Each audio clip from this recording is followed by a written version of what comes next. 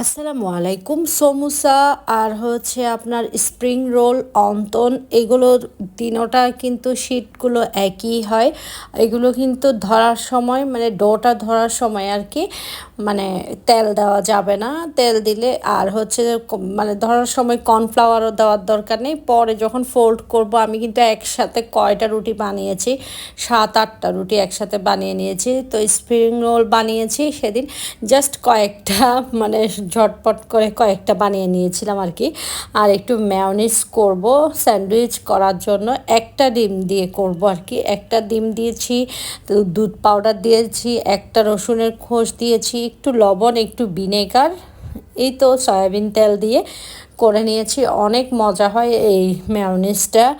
তারপরে হচ্ছে গোলমরিচের গুঁড়া দিয়েছি আমি একটু ঝাল লাগার জন্য, আর একটু ছিঁড়ে কাঁচামরিচ দিয়েছি, কুচি ছিল ওখান থেকে 2 টুকরা দিয়ে দিয়েছিলাম। আর বিট লবণ আমার শেষ হয়ে গিয়েছে, তা না হলে আমি বিট লবণও ইউজ করি মেয়োনিজে। তো এই মেয়োনিজটা অনেক বেশি মজা হয়। এটা হচ্ছে পিৎজা দিয়েও খেতে মজা।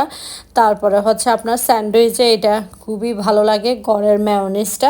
আপনারা কারা কারা মেয়োনিজ ঘরে করেন অবশ্যই কমেন্টস করবেন। আর হচ্ছে আপনারা ভিনেগারের পরিবর্তে লেবুর রসও ইউজ করতে পারবেন। আমি হচ্ছে একটু ভিনেগার দিয়েছি, এখন হচ্ছে সয়াবিন তেল দিচ্ছি আর কি।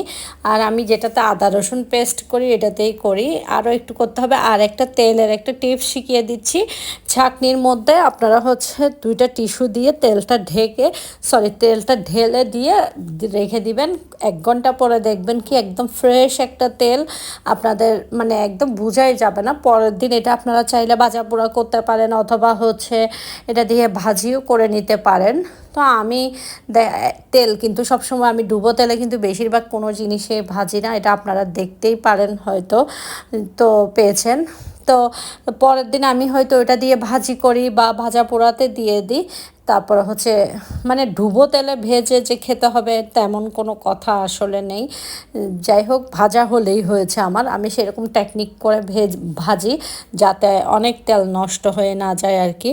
তো এই তেলগুলো কিন্তু শুধু একটা স্মেল থাকবে, কিন্তু বাকিটা হচ্ছে একদম পরিষ্কার তেল থাকবে। তো তো এর মধ্যে আমি কিন্তু মুরগির মাংসর রেসিপি দেখিয়ে দিয়েছি, মনে হয় 2টা মুরগির রান্না করেছি এখানে 2 রকমের। আর হচ্ছে স্যান্ডউইচে হচ্ছে আমি এই মাংসটা একটু আদা রসুন দিয়ে সেদ্ধ করে একটু গোলমরিচের গুঁড়া দিয়েছি, আর বিট লবণ থাকলে কিন্তু বিট লবণও দিই। পরে আমি এখানে ম্যাজিক মশলা ইউজ করব। তো এই তো এই স্যান্ডউইচটা কিন্তু খুবই জার্নিতেও খাওয়া যায়। আর সেদিন একটু হাসান সাহেব পছন্দ করে, সেজন্য আমি সেদিন ইফতারেও রেখেছিলাম স্যান্ডউইচ। এই তো আশা করি ভালো লেগেছে। ভালো লাগলে অবশ্যই শেয়ার করবেন। আসসালামু আলাইকুম, আল্লাহ হাফেজ।